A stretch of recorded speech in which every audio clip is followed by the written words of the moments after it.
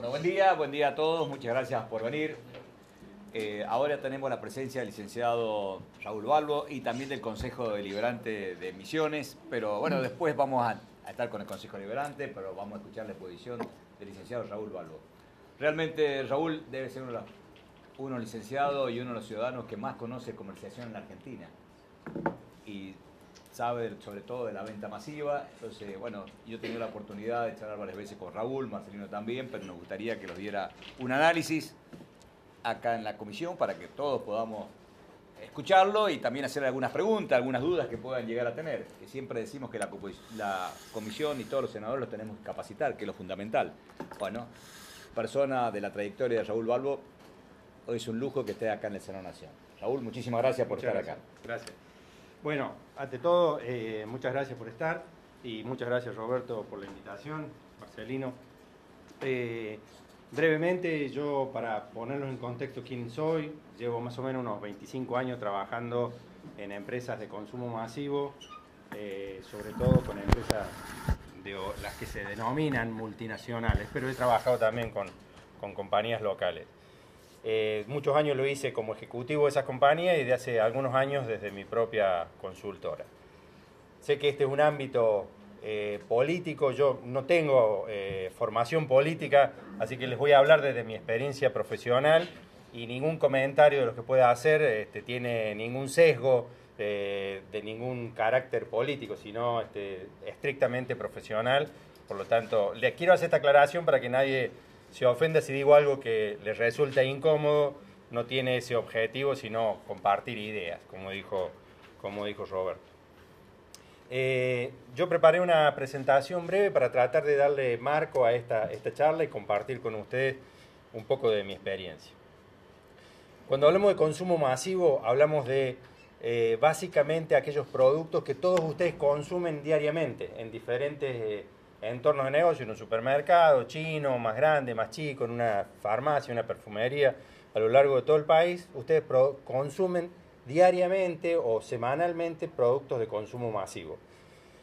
Se entiende por consumo masivo aquello que no está dentro de la categoría de frescos. Frescos son pan, verdura, que tienen otra lógica. Yo voy a compartir con ustedes algunas ideas sobre lo que son productos manufacturados que sean de consumo habitual. Y dentro de esto existe en Argentina una legislación que es del año 99, que es la Ley de Defensa de la Competencia, que es en cierta manera un marco que regula parte de la competencia, de la competitividad de los mercados de consumo masivo. Esta ley preveía una comisión que está constituida y también un tribunal que nunca se constituyó y que a mi juicio es una de las cosas que debería hacerse. Después vamos a volver sobre ese punto. En el consumo masivo, en general, todas las empresas, al momento de decidir invertir, no invertir, hacer más cosas, tienen en cuenta tres factores. Esto no importa si las compañías son de origen argentino o de origen global. Sí importa su foco de negocio. Cuando les hablo de compañías multinacionales, en general, no importa. Arcor es una compañía argentina, pero es una multinacional. Molino es una compañía argentina, pero es una multinacional.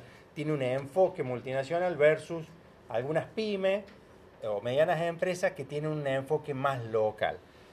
Cuando las compañías grandes deciden invertir o considerar hacer negocios en cualquier lugar, primero tienen en cuenta el contexto macroeconómico. Esto es, no les importa a las compañías si hay déficit, no hay déficit, si el ahorro, lo que les importa es que eso no sea imprevisible, o sea, que esté medianamente bajo control.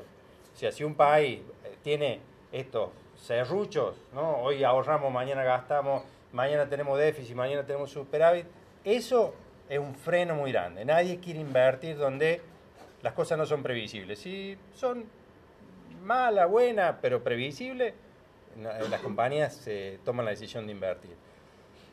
El segundo punto es el mercado laboral. Si tenemos un mercado laboral que cada día es un poco más blanco, ese es un elemento que las compañías van a tener en cuenta para decidir invertir o no invertir. Porque si el mercado es cada día más negro, significa que cada vez va a haber más gente que no tenga acceso al crédito, cada vez va a haber más gente fuera del sistema y es muy difícil proyectar inversiones o negocios donde cada vez es más grande el grupo de gente que está fuera del sistema que la que está dentro del sistema. Y de lo que vamos a hablar ahora es del tercer pilar, que es las buenas prácticas de negocio. ¿Qué se entiende como buenas prácticas de negocio? Las buenas prácticas de negocio son aquellas que a nivel de competitivo va a aumentar la competencia. Hay un paradigma que mucha gente que no ha vivido el mundo de los negocios de consumo masivo cree que las empresas no quieren competir. Y esto no es así. Es lo que mejor saben hacer y es el contexto que más les gusta competir. Están preparadas para competir. Es lo que saben hacer. Lo que no saben hacer es lidiar con regulaciones, como dije, que van, vienen, con imprevisibilidades. Pero competir es lo que más saben hacer. Y ellos pretenden aumentar la competencia porque es la manera donde la economía se dinamiza. Esto, visto del otro lado, del lado del consumidor, es lo único que permite que los precios tengan una baja de manera sistémica y tengan sea un mercado previsible y un mercado sustentable. Esto es donde la competencia es la que regula y la que favorece a que los precios bajen. Finalmente, esto es lo que beneficiaría al consumidor. Vamos a profundizarlo un poquito más esto. Yo voy a ir un poco rápido porque Marcelino me cortó la agenda. Entonces, mentira. Si voy muy rápido con algunas cosas, después en la parte de las preguntas las ampliamos. Miren, vamos a ver un poquito dónde está Argentina en el mundo desde el punto de vista de los mercados de consumo masivo. Si tomáramos dos ejes, esto como evolución de tiempo y esto como evolución de mercado, podemos decir que hay 5 grandes grupos, o así miran las grandes compañías a los países. Están los emergentes, donde hay todavía mucha informalidad. Por ejemplo, el ejemplo típico de los mercados emergentes son los de Asia, Pacífico, ¿no? Vietnam, la India, donde todavía hay mucho comercio informal. Están los mercados que se podría considerar que están en despegue, donde ya hay grandes jugadores, donde hay grandes cadenas locales, grandes cadenas globales participando.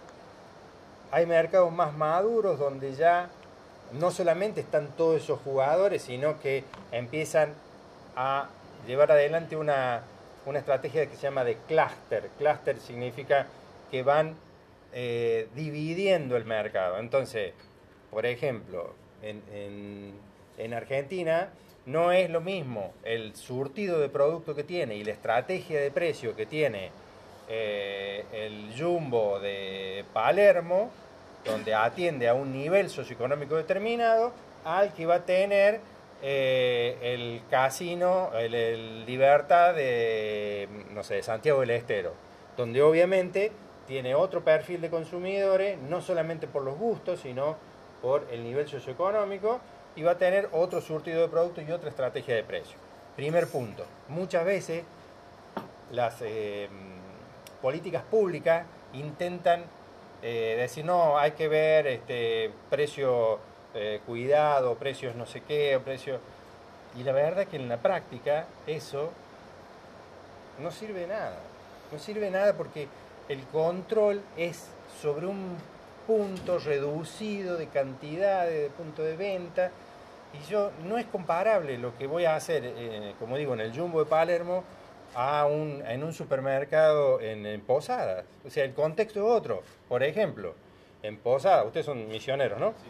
Bueno, en Posadas el surtido tiene que ver con un patrón de consumo más parecido a lo que pasa en Paraguay, a lo que pasa en la frontera con Brasil en cuanto al surtido de productos.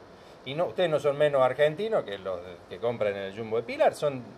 Entonces, la estrategia que va a tener un supermercado mayorista o un supermercado de consumo más de minorista en Posada va a ser diferente a la que va a tener en Comodoro Rivadavia, donde los salarios son diferentes, donde los hábitos de consumo son diferentes, donde está igual ambas están lejos del centro abastecedor que es Buenos Aires, pero es mucho más barato acceder a llevar mercadería a Posada, a pesar de que está muy lejos, a llevarla a Comodoro Rivadavia. Entonces, a veces las políticas públicas pretenden embretar en un concepto que puede ser razonable desde la teoría, pero en la práctica no va a funcionar. Hace poco escuchaba al diputado Labaña que hablaba de un proyecto que se presentó en diputado sobre la ley de góndola.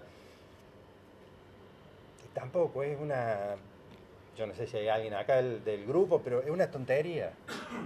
Porque si yo soy un supermercado y vos a mí me obligas a darle una porción a una pyme para que exhiba, sí, yo te voy a dar la porción. Pero cuando los 2 minutos vea que no la controla, no te lo voy a dar más. Y además yo te voy a decir, bueno, 10% de qué góndola, de la exhibición primaria, de la exhibición total, las exhibiciones especiales entran, no entran, ¿qué? ¿Se entiende? Entonces no va a ser impráctico, va a ser imposible. No, tengo varios ejemplos, pero no estoy en contra de las políticas públicas, estoy en contra de las políticas públicas cuando no entienden la lógica de lo que hay que regular. Entonces, después hay mercados competitivos donde realmente son mercados muy duros y donde empiezan a bajar los precios. Los precios empiezan a bajar cuando el mercado se hace altamente competitivo. Y hay mercados innovadores. ¿Dónde está Argentina? Más o menos por ahí. Entre un mercado que podríamos considerarlo de despegue y más o menos maduro. ¿Dónde están los otros países de la región? Bueno, Brasil está un poquito más arriba, Perú, Colombia están más o menos por acá. Estos son países de Centroamérica que en general están bastante menos desarrollados. Chile y México son los países de la región más competitivos. En el caso de México es el más duro de todos. Y después los mercados más evolucionados, que son en el caso de Europa el de Alemania, Japón, Estados Unidos, Inglaterra, Australia. Pero toda esta lógica empieza en el mundo a desaparecer también, porque por acá aparece un señor, por ejemplo, que se llama Amazon, que ya hoy en Estados Unidos está peleándole el liderazgo a Walmart, que es el mayor supermercado del mundo. Y donde Amazon, ¿qué hace? Sabe que si yo compro cerveza, tal marca, cada 10 días, me va a poner una promoción en mi celular diciéndome que esa cerveza que a mí me gusta en el día 8, que yo todavía tengo, pero sé que él sabe que me gusta, pues yo lo compro de manera recurrente, tengo una oferta para mí de tanto, y ustedes lo han visto por ahí en los diarios, y me va a traer alguna cosa con un dron a mi casa. Bueno, uno podría decir, ¿nosotros estamos muy lejos de eso? No necesariamente, o sea, escalar en esta curva no es que esto toma 3 años, 5 años. Uno escala en esta curva en la medida que los mercados sean cada vez más competitivos. ¿Y quién se beneficia de esos mercados competitivos? El consumidor. ¿Y qué consumidor? El de más bajos recursos. ¿Por qué? Porque para quien está de clase media para arriba, lo que se gasta en consumo básico, en términos proporcionales de su ingreso, es nada, es muy poquito, o relativamente poco. Para quien está de la mitad de la tabla para abajo, cada vez es más grande. Para alguien que vive de un salario básico, casi todo su salario se va en producto de consumo masivo. Por lo tanto, si no hay dinámica comercial que baje o que aumente la competitividad ahí para que bajen los precios, difícilmente esa persona puede acceder cada vez a más cosas. ¿Cómo se fijan los precios en los consumos masivos? Voy a hacer una breve comparación entre lo que podríamos llamar empresas locales y empresas globales. Como le dije, entendiendo que una empresa global, Arcor es de origen argentina, pero es global, ¿no? No tiene que ver con el origen, sino con la magnitud de negocio. En realidad las empresas locales están muy basadas en la intuición de sus dueños, en el olfato de sus dueños. Esto es porque son poco formados, no, porque han estado en Argentina y la intuición en Argentina en los últimos 30 años ha jugado un rol preponderante. O sea, quien ha tenido la visión, la sensibilidad el olfato para anticiparse un poco, ha logrado muchas cosas. Mientras que las grandes compañías no se basan en la intuición de nada, sino en información, en planificación. En los diarios uno escucha muchas veces, bueno, hay muchas inversiones que no llegan en el consumo.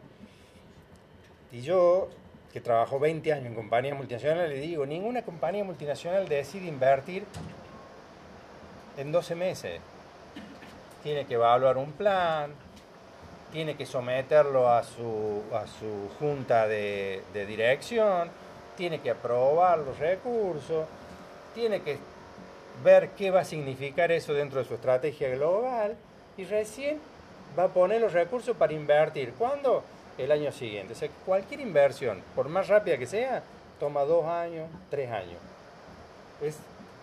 Hablo de consumo masivo. Hay otras industrias que son mucho más veloces, pero en el caso de consumo masivo, esos son los tiempos. Porque se basan en información. ¿Qué buscan? Las empresas locales generalmente buscan la rentabilidad final, o sea, el manejo del flujo de caja. Esto es para los que son contadores, digamos.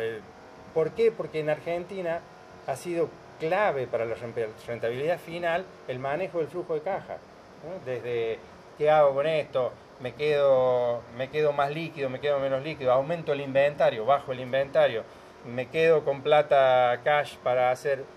Pues el manejo de la caja ha sido un elemento clave de la rentabilidad. Esto, las compañías globales en realidad lo miran, pero no pasa por ahí. Ellos buscan manejo de categoría, márgenes absolutos. Por eso les digo que cuando tienen un negocio o un mercado con altibajos, se desesperan y dicen, no, yo no hago negocio acá, o hago negocio mínimo. ¿Por qué? Porque no saben manejar estas ambigüedades que un empresario local sí sabe manejar, un empresario pyme está acostumbrado. Si no las maneja, no sobrevive. El crecimiento, ¿dónde lo buscan? Las empresas locales lo buscan en aumentar su volumen, su facturación, sin tener muy en cuenta sus competidores. Por supuesto lo tienen en cuenta, pero todavía buscan oportunidades de tipo de volumen regional o expansiones o nuevos lugares para ir. Todavía hay mucho espacio para hacer cosas de expansión orgánica del negocio, mientras que las compañías globales buscan sacarle negocio a sus competidores. Ustedes, para quien no ha vivido la lógica de esos negocios, las compañías grandes destinan muchísimo tiempo a ver cómo le roban 1 punto, medio punto, 2 puntos a sus competidores. ¿Por qué hacen esto? ¿Porque son obsesivos de esto? No, porque es lo que le da valor a sus acciones. ¿A dónde? En Wall Street. ¿Se entiende? O sea, la lógica de una gran compañía, pongo Wall Street por poner un ejemplo, depende de dónde esté la cotización de esa compañía, puede ser en Frankfurt, en Londres o en donde sea. Los ejecutivos de una gran compañía tienen que llevar resultados versus sus competidores para que los brokers que los califican les den buenas calificaciones y ellos cobren su bono y la compañía siga creciendo y consiga préstamos para expandirse a ratios y a tasas bajas, bla, bla, bla, bla. Esto, un empresario pyme o regional de Argentina, obviamente no le interesa en lo más mínimo. Le interesa ver cómo se anticipa las cosas que van a pasar. Si es buen negocio invertir en Misiones porque se prevé que la yerba mate y la forestación va a entrar en una etapa expansiva y el negocio va a ser bueno y los cambios de frontera no van a ser tan duros. Bueno, si yo preveo eso, tengo cierta información, cierto olfato, invierto en Misiones. Y si no, si creo que la minería y esto y San Juan, invierto en San Juan. Entonces es la intuición del empresario lo que guía esa toma de decisiones. Ahora, en cualquier caso, hay